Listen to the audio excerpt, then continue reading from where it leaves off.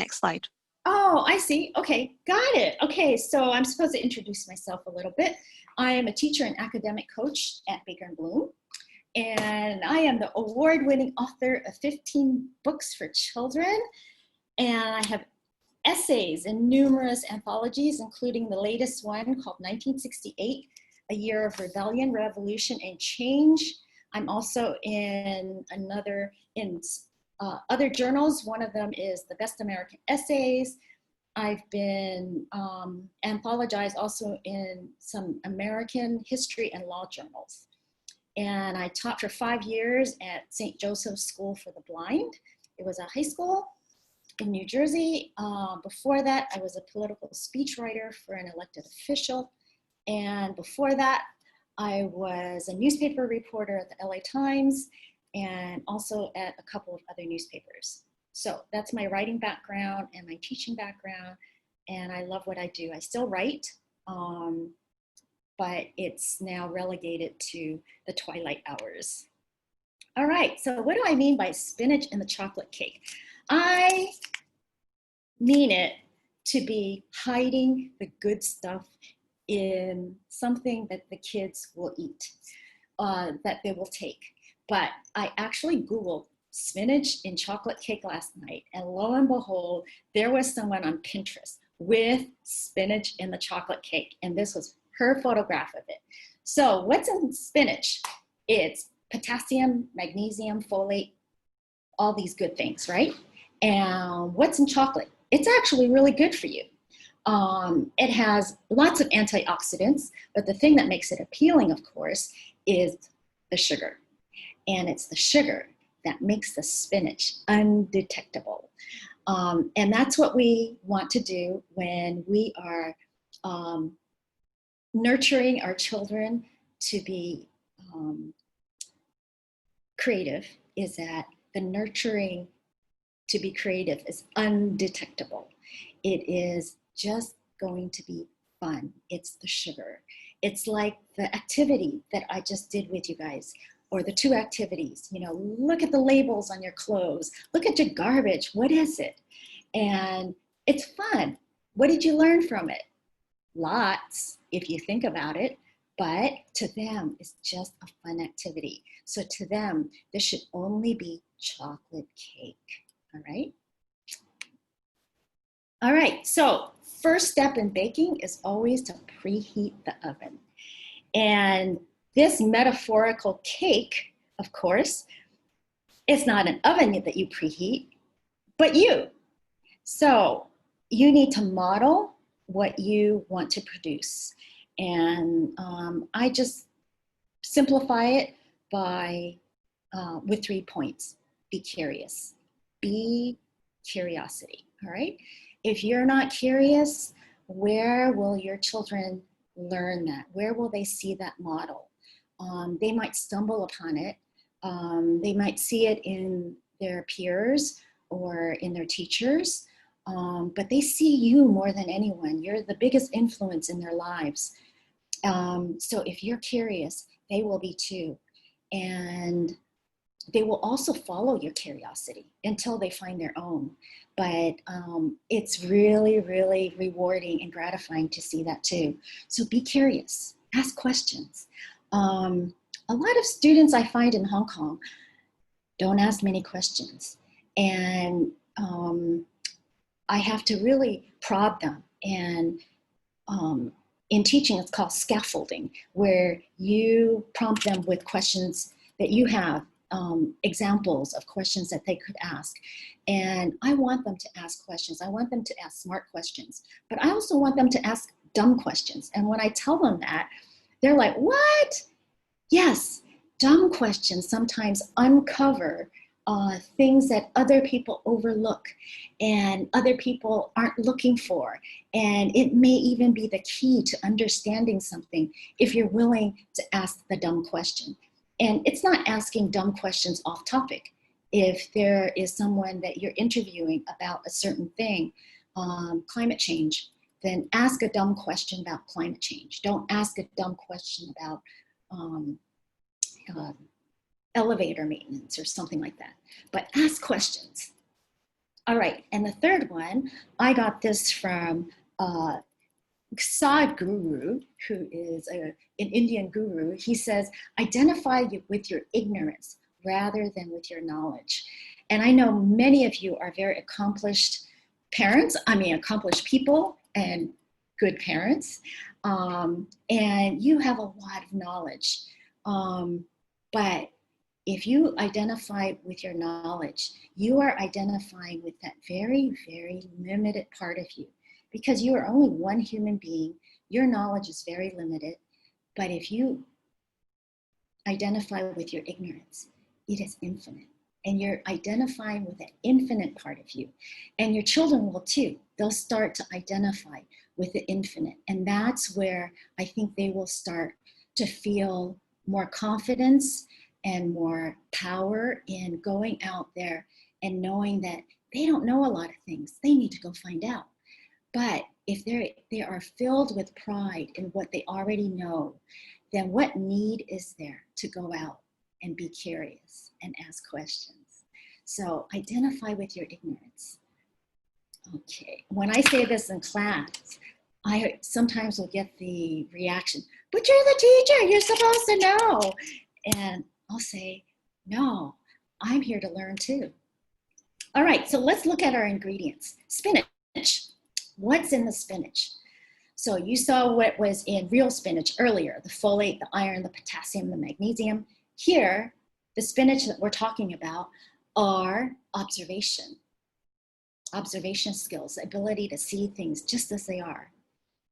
Analysis, to be able to evaluate. Interpretation is also evaluation.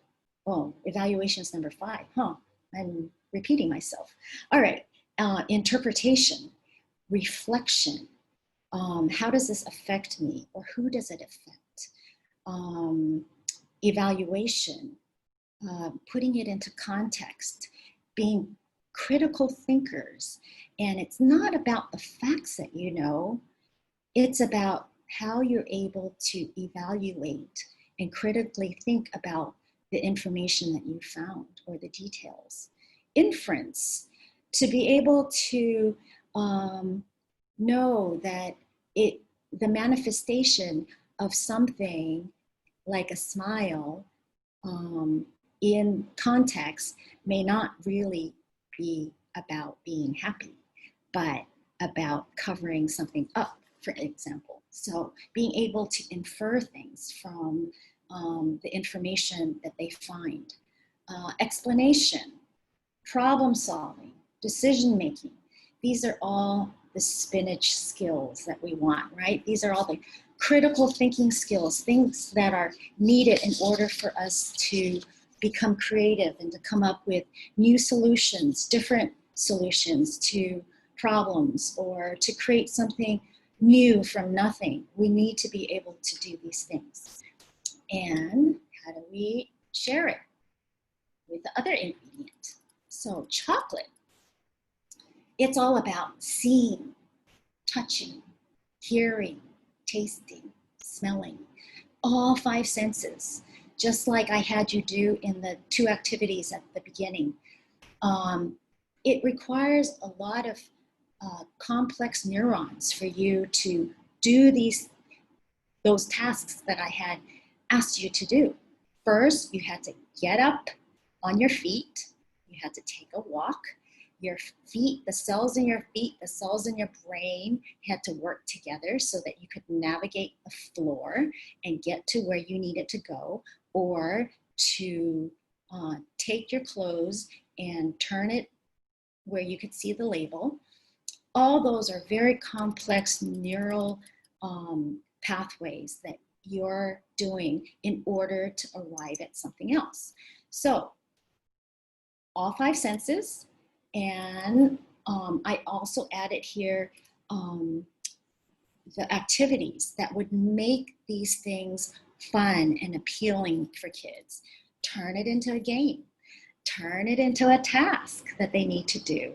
Offer, well, I was going to say offer rewards. I did that as a mom when my kids were growing up. If they were reluctant to do something, but the game itself, the attainment of the information that they need to get is reward in itself too. And I think that they need to learn that.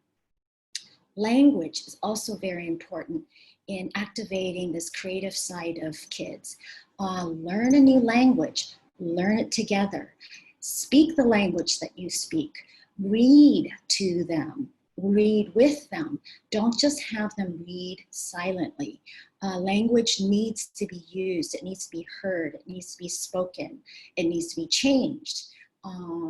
So language is, as you know, is a very complex activity that the brain performs. Maybe the most complex in terms of writing. It takes, as my colleague Rebecca Bush says, it's the most complex of tasks is to actually write. Okay, food is another area where I bring in the chocolate side of it. Try different food, different tastes, because someone who eats the same thing only opens those neural pathways ever. And different food, different tastes. This is all about doing things differently and having different experiences and having the synapses in your brain fire in different ways and having different synapses, and that makes you more creative. And it's also, it adds experience to what you're going to write about. Henry David Thoreau said, one cannot sit down to write until one has stood up to live. So it's all about that too, that you're taking in life's experiences in order to be creative. You cannot without experience. So food is one of those major experiences that we have. So vary it, make it different. Ask them to try things that they find revolting. Why not? All right, so physical activity is also very important. I like to take really long hikes, and I like hiking because every step I take requires my brain to do something different. Every step is different from the last. No two are alike. Even if I go on the same hike every week, it's still a different path. There are other things that you can do. Go bicycling, jump rope. Don't stick to the same physical activities, but vary it. If your child loves a certain sport, of course, encourage that because they never play the same game twice. Even if they ride the same horse every week, every ride is different. So it's all about doing different things and add things to that. So all these things that I'm asking you to add and to stimulate them and to add to their experiences. Now, number 10, I say unplug. What is that? Unplug. So this is also very important, I think, in raising a creative child, is that you give them space to do nothing. This is their time to make decisions for themselves. If they decide with their free time that they're not going to read, they're going to play video games. Okay, fine, but it's their decision. And that decision making is so important. I have students who, I don't know if I can attribute this to them being overly scheduled. It may just be personality, but I see it often enough that it is a little alarming that they can't make a decision about anything. And maybe it's because they are not given the space to do that, to say, I'm gonna just sit here and watch the clouds go by. Or I wanna sew something. I want to bake something. Give them some space for some decision making with their time. Because without it, they can't make other decisions. They can't make bigger, more important decisions because they haven't made the smaller ones. And that, the smaller one during childhood is simply what to do with their time. So give them room for self-directed exploration. You could give them prompts.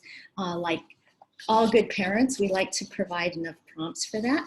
But if you just leave them blank, if you just give them a blank chart to work with, what will they put on it? Okay, give them room for that too. If you don't, they will become afraid of the blank page, afraid of starting.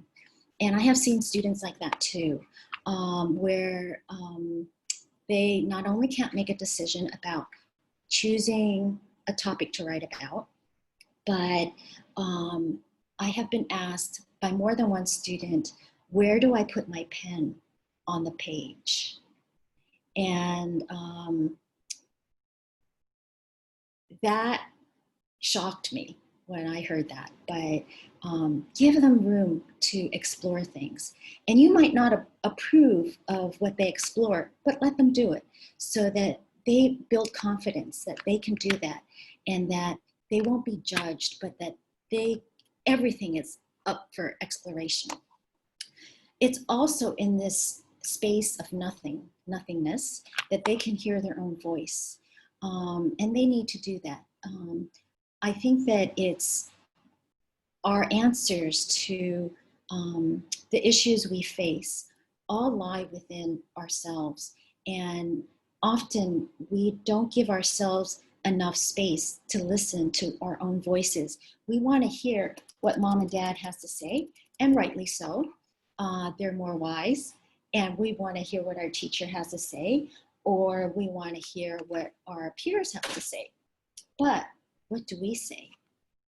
And I think it's very important for them to learn to listen for their own voice at a very young age so that they can develop it and become more confident about it. All right, and this also, of course, encourages them to find their own interests. And you may be very surprised by some of the things that they come up with, either pleasantly so or unpleasantly. But let them find their own interests, and don't be quick to judge. An interest is an interest. There is really, it's not either good or bad unless it's something illegal. And I don't think your children are in any danger of choosing an illegal interest. But let them find their own interest and then come alongside them and encourage them in it. I think that will lead to a lot of discussion and a lot of other possibilities for them to be creative, to even if you decide to pick it up too, along with them and to learn with them about something, they would love that. And that's a chance to come alongside and help them see details and develop that. Okay, so bake. So you have the two ingredients. In the real cake, there were lots of flour, baking soda, baking powder, all that stuff. So metaphorically, that was all the stuff I gave you on the last slide. And here, bake. What does it mean to bake this spinach and the chocolate cake to feed and nurture creativity? It means to be there and to notice and share details that you see, and encourage them that when you're sharing details, encourage them to share what they see too, and to look at things honestly, whether it's ideas and issues or whether it's something that you see physically. And I started doing this in my class on writing about or letting art masterpieces prompt our writing. And at first, the students didn't see anything. They saw a self-portrait or a landscape or a painting of a room, and they don't zero in. So help them zero in on things and talk about, well, why would they paint it blue? Or what do you associate with blue? What are some words that you might use to describe this self-portrait? And let them tell you. So share, notice details. Okay, making connections between dissimilar ideas and objects. this is what making metaphors is. And it was Aristotle who said that the ability to make metaphors is a mark of genius. So,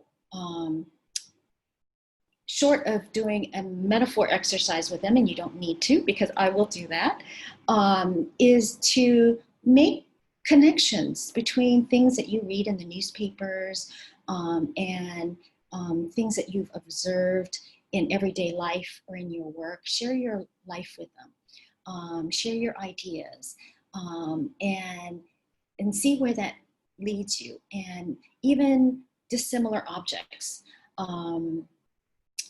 If you are looking at, okay, one of the exercises that I like to do in my painting class is I have them go to the bathroom with a piece of paper and something to draw, and for them to draw their own self-portrait by looking in the mirror.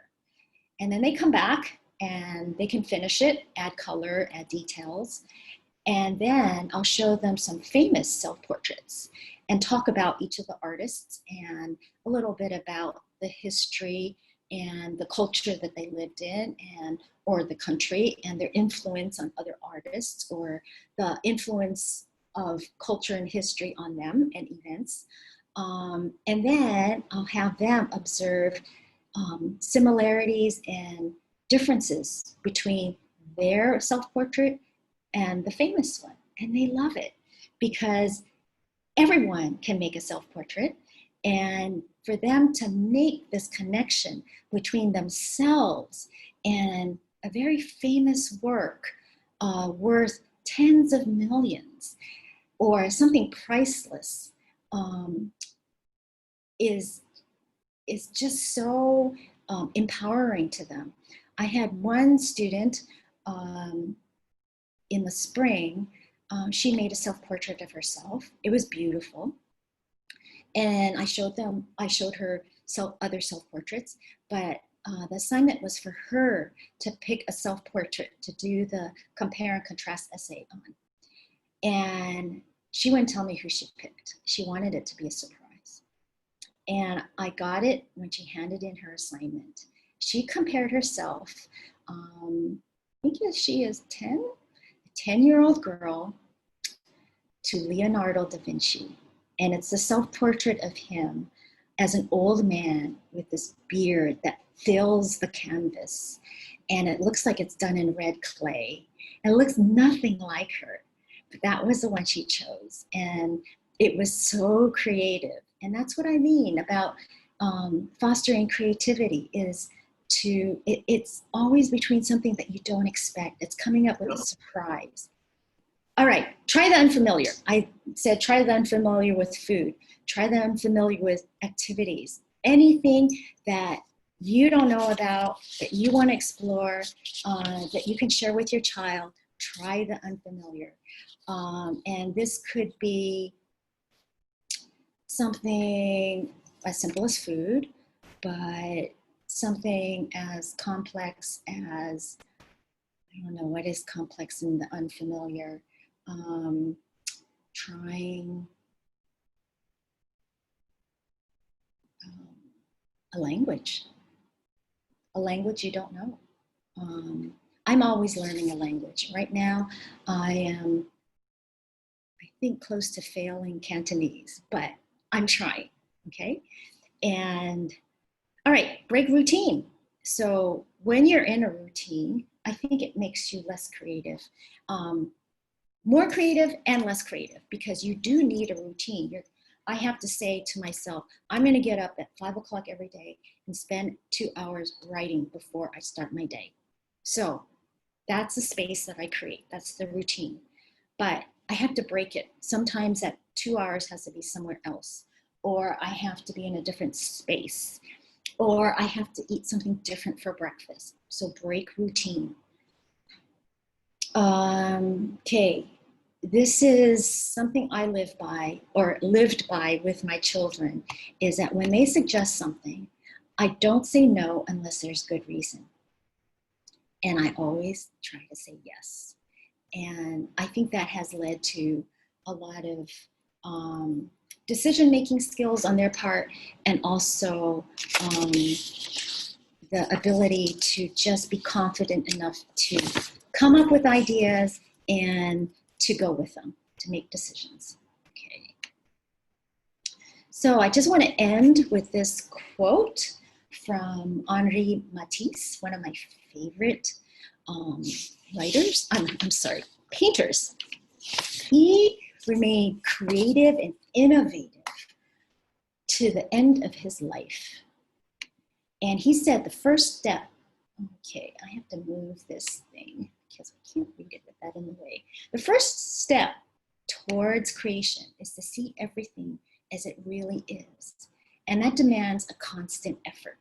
To create is to express what we have within ourselves. Every creative effort comes from within. We have also to nourish our feeling, and can do so only with materials derived from the world about us. And this also, for me, describes the act of writing. To create something from nothing. Writing is all about description. It's all about seeing life as it really is. And it really does demand so much discipline and constant effort to do that. And I realize that you guys all have your jobs to do. You have your lives, and you have your lives to manage and your kids' lives to manage. And how do you do this? How do you bake the spinach and the chocolate cake while conducting your lives and managing all that you do? Well, just simply live your life. And just remember that as you're living it, you're sharing it with your child, and you're breaking it up too. You're breaking up the routine. You're doing things that are different. And you're encouraging them to share your curiosity, to ask the questions, to just live life. And it shouldn't be, giving them this spinach and the chocolate cake shouldn't be great effort. It should just be the way you live. So it's about lifestyle, right? Okay, so I think I've come to the end of the tips that I want to give you, and give you some time to ask questions, and I will be open to any questions that you'd like to ask. I think that Ms. May Yuk is going to help forward the questions on my phone. So, do you have any questions?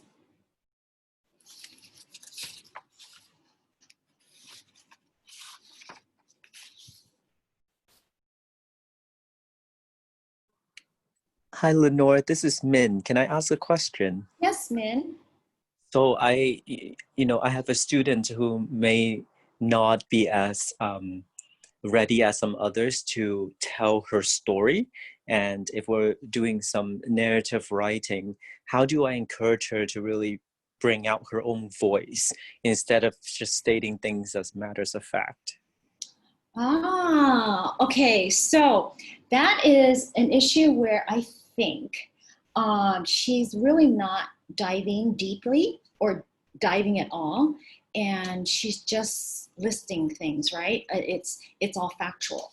But every journey, you could tell her, every journey, life's journey, is about the outer journey and the inner journey. And the outer journey is about the experience, the events that happen. And the inner journey is what happens to us. How do we change? How are we changed by the events that happen? Whether they're events that affect other people directly and us only indirectly, but we are always changed by the things that happen to us, that are around us. We cannot remain unchanged. So I think what she's not doing is she's simply not reflecting. And you could help her reflect by asking her, how did you feel about it? Because it's not just about the facts, it's about the feelings. And feelings are really everything. I mean, we make major decisions based on feelings. You know, we buy a house because we feel good in it. We buy, we move to Hong Kong because Hong Kong makes us feel good, right? We base smaller decisions on it too. I bought that dress because I think it makes me feel and look good. Or I love those shoes because they're snazzy. So it's about how you feel. So get her to write about her feelings, how it made her feel, and also perhaps what changed about her. Often, okay, this is something I learned about poetry, and it's in prose too, but not as starkly as in poetry, because poems are much shorter usually, unless you're talking about Homer. So there's always the starting subject, the subject that the poet starts with. And then there's always the discovered subject that they end with. Suggest that to her. Maybe read some poetry together, because poetry is all about description, and a lot of it is, or some of it is, description about emotions and feelings, but it's also about the natural world too. But there's always the starting subject and then the discovered subject. And she needs her discovered subject, right? Okay, I think I have some questions here. Let me see, just a minute, sorry.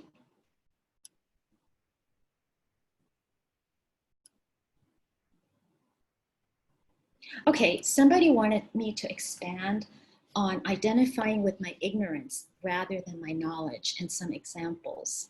All right, so what do I have a lot of knowledge about? I think I have a lot of knowledge about journalism, okay? And what makes a really strong story. And I think most of my voice is kind of journalistic, because that's where my training was. And a journalistic voice is factual, it's forceful. You get to the important facts right away, and you write it in the order of importance. So most important at the top of your story, and the least important at the bottom, so that, well, back in the old days, newspapers used to be just hard copy. And of course that meant limited space. So you put it in that order so that your editor can chop off the bottom of your story if they ran out of space, and you would still have your story. And my writing is like that. It's very factual, forceful, and all the important stuff is at the top. So I feel like I know a lot about journalism. And how would I identify with my ignorance in that sense? I don't know everything about journalism. And if there's a question that a student has about it, and maybe,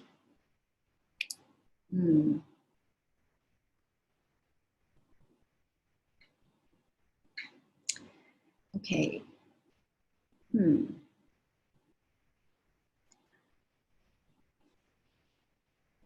If there is a problem in a story that I can't solve, I'll just tell them. And I'll go look for the answer. And I'll get back to them on it. I won't make it up. And I think that's how we identify with our ignorance, is that we are so ignorant. Okay, oh, there's another, I mean, it's not journalism, but journalism has changed in that the way we have, the news that we have now is very different because of social media. I'm not very well versed in social media. I don't like social media. I am still a dinosaur in that sense, that I feel like it is the professionals who should be bringing us the news. I was trained as one of these professionals. So to me, it feels like a real threat that everyone else can be considered a source of news when they haven't been trained. And my argument against social media is, well, would you hire a plumber that wasn't trained? Or would you hire a surgeon that wasn't trained? So why would you read news from someone who wasn't trained to bring you the news? So, but my students, those of them who are old enough to read social media, know it inside out, and they use it and trust it, and they're very adept at social media, right? So it's an area of ignorance for me, and I do identify with that, in that I will tell them, I, don't know this, and I don't agree with it, or whatever. I don't know if that's really a good example, but I do identify with that part of me that knows less than that part of me that knows more. Does that answer your question? If it doesn't, please say so.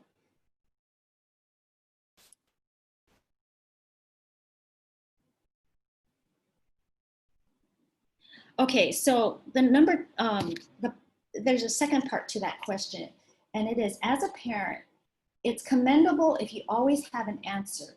Yes, need some tips in that. It's commendable if you always have an answer. Okay, but if you don't have the answer, then I think that's all right. That's human. It's okay to say you don't have the answer. You will go find it, or let's go find it together. I think that's an even better approach. Let's go find the answer together. I don't know that. Or that's a really good point. Let's explore that together. I don't know the answer. I think my students, I hope my students don't expect me to have all the answers. I tell them from the start that I don't. And if there is a question that they ask me and I don't know it, I will tell them, I don't know it. I don't know that. Let me get back to you. And that happens a lot. And I think it's okay. So as a parent, I think that's okay too. Whatever you do, don't make it up. I would not advise that, because then you cut down on your own credibility and your own authority by making up an answer that may not be true. Okay, okay, there's another one. I think they mean saying yes to their children rather than saying no. I don't understand that. When exploring their interests, etc. Okay, can you clarify that? I think they mean saying yes. How to say yes to your children when they have things they want to do? Let me see if I can back up the slideshow. Whoops. Oh, this is my next slide. I have to do this at the end of the, or I want to do this at the end of our session, but okay, so the question is,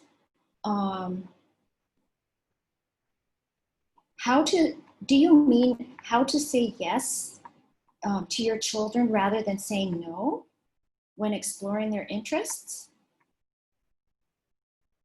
Is that the question? Okay, so I'm going to try to answer this, I think, in the way that you're asking it, or and if it isn't, please ask again. How to say yes rather than saying no to their interests. Okay, so this was very challenging for me when my children were young, because I was raised by a very traditional mother, and she had very, very strong ideas about proper behavior according to traditional Chinese behavior. For example, you're never supposed to wash your hair at night, right? And you're definitely not supposed to go out without an umbrella when it rains. And I bring this up because there was a heavy storm last night. And I always was careful about things like that. You know, carry my umbrella, stay dry, don't get wet, things like that. Well, when my kids are young, whenever there was a storm, rainstorm, in the summertime, they wanted to go out and play in the rain. And I still remember when I let them out for the first time, and they played so ecstatically in the rain. They loved it, and they danced, and it was a warm rain, so I knew they weren't going to catch cold. But why say no to that? There was no good reason except for the way I was brought up. So I let them go play in the rain, and I think it was harder for me to say yes that first time, but it became easier to say yes after that. As long as there's no lightning, it's okay. And, you know, it's something that I think they will remember and they could write about. It's very sensual. You know, you're out there with all five senses, and it just makes you open to things like that. So that's an example. I said yes to playing in the rain. I wouldn't say yes to, oh, Mom, let's drive down the highway at 100 miles per hour and stick our heads out the window or stick it up on the, you know, the sunroof or whatever. I wouldn't say yes to that. Okay, let me see. Okay, thanks. I hope that answered your question. And if there are no other questions, then let me just show you this next slide of what we're offering this fall. Oops. Oh no. Oh, I don't know how to go back. How do I go back?